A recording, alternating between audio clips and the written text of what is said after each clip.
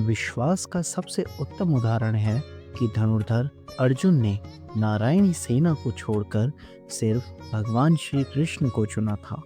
जय श्री कृष्ण मित्रों, स्वागत है आपका आपके अपने चैनल में, जहां मिलते हैं आपको भक्ति और ज्ञान से जुड़ी वीडियोस जिनका जानना इस कलयुग के समय में अति आवश्यक है। आप सुन रहे हैं भगवत गीता की एक शानदार सीरीज जिसका नाम है भगवत गीता की सीख। आज हम जानेंगे श्रीमद् भगवत गीता के 8वें अध्याय से क्या सीखा जा सकता है। इस वीडियो में बात करेंगे 8वें अध्याय के सार की बहुत ही सरल भाषा और आसान से शब्दों में। भगवत गीता के 7वें अध्याय में हमने जाना कि भगवान कैसे इस संसार को चलाते हैं, ईश्वर को किस तरह के भक्त प्रिय लगते हैं, इंसान भगवान को क्यों नहीं जान पाता तथा भगवान को कैसे प्राप्त किया जा सकता है। और भगवत गीता के 8वें अध्याय में हम जानेंगे कि भगवान क्या हैं और कैसे प्राप्त किया जा सकता है, देवता कौन है, यह संसार कैसे चलता है। तो चलिए विस्तार से जानते हैं श्रीमद् भगवत गीता के 8वें अध्याय के बारे में बहुत ही सरल और आसान से शब्दों में। 8वां अध्याय। अर्जुन ने कहा, हे पुरुषोत्तम, ब्रह्मा क्या है, अध्यात्म किसको कहते हैं, अधिभूत क्या है और अधिदेव क्या कहलाता है। हे मधुसूदन, अधियज्ञ क्या है और इस देह में अधिदेह कौन सा है। मरने के समय में स्थिर चित्त वाले लोग तुमको कैसे जान जाते हैं। श्री कृष्ण भगवान बोले, जो अक्षर अविनाशी और परम श्रेष्ठ है वही ब्रह्मा है। प्रत्येक वस्तु का स्वभाव अध्यात्म कहलाता है और समस्त चराचर की उत्पत्ति करने वाला जो विसग्र है वही कर्म है।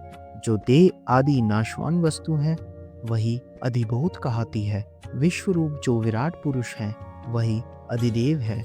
और हे पुरुषों में श्रेष्ठ, इस देह में मैं ही अधियज्ञ हूँ। अंतकाल में जो मेरा ध्यान करता हुआ शरीर त्याग करता है वह निसंदेह मेरे शरीर को पाता है। हे कुंती पुत्र, अंत समय में मनुष्य जिस वस्तु का स्मरण करता हुआ शरीर त्यागता है वह उसी को पाता है। इस कारण तुम सदैव मुझ ही में मन को लगाकर मेरा ही स्मरण करते हुए संग्राम करो, तुम निसंदेह मुझको आ मिलोगे। हे पार्थ, अभ्यास रूप योग से युक्त हो दूसरी और न जाने वाले मन को सदा चिंतन करता हुआ पुरुष परम और दिव्य पद को ही प्राप्त होता है। अतएव जो अंत समय में मन को एकाग्र कर भक्ति पूर्वक योगाभ्यास के बल से दोनों भावों के मध्य भाग में प्राण को चढ़ाकर सर्वज्ञ अनादि संपूर्ण जगत में नियंता, सूक्ष्म से भी सूक्ष्मतर, सबकी पोषक, अचिंत्य स्वरूप सूर्य के समान प्रकाशवान, तमोगुण से रहित परम पुरुष का ध्यान करता है वह उसको मिलता है। वेद के जानने वाले जिसको अक्षर कहते हैं, वीतराग होकर सन्यासी जिसमें प्रवेश करते हैं तथा जिसको चाहने वाले ब्रह्मचर्य का आचरण करते हैं, उस परम पद को तुमसे संक्षेप में कहता हूँ। जो सब इंद्रिय द्वारों को रोककर मन को हृदय में धारण कर प्राण को मस्तक में ले जाकर समाधि योग में स्थित ओम इस अक्षर का उच्चारण करता हुआ जो देह त्यागता है उसे मोक्ष रूप उत्तम गति प्राप्त होती है। हे पार्थ, जो मुझ में ही मन को लगाकर नित्य प्रति मेरा स्मरण करते हैं, उन सदैव स्मरण करने वाले योगियों को मैं बहुत सुलभ रीति से प्राप्त होता हूँ। मुझको प्राप्त होने से परम सिद्धि को प्राप्त करने वाले महात्मा गण फिर यह जन्म नहीं धारण करते जो नाशवान और दुख का घर है। हे अर्जुन, ब्रह्मलोक पर्यंत जितने लोक हैं वहां से लौटना पड़ता है, परंतु मुझ में मिलने से फिर जन्म नहीं होता। 1000 महायुगों का एक दिन होता है और 1000 महायुगों की एक रात्रि ब्रह्मा की होती है। जो उन बातों को जानते हैं वह सब ज्ञाता है।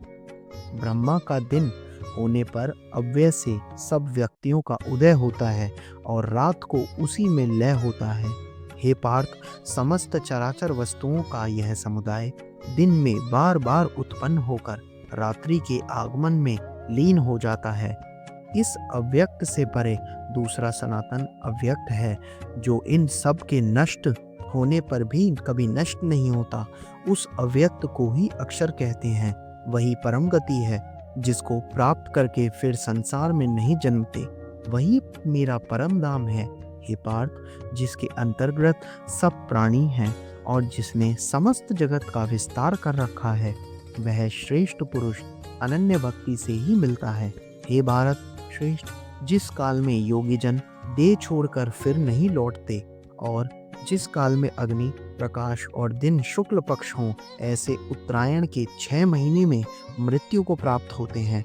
धूम्र रात कृष्ण पक्ष दक्षिणायन के 6 महीने इनके मध्य गमन करने वाले चंद्रमा की ज्योति को पहुँचते हैं और लौट आते हैं। संसार को नित्य चलाने वाली शुक्ल और कृष्ण नाम की 2 गतियां हैं।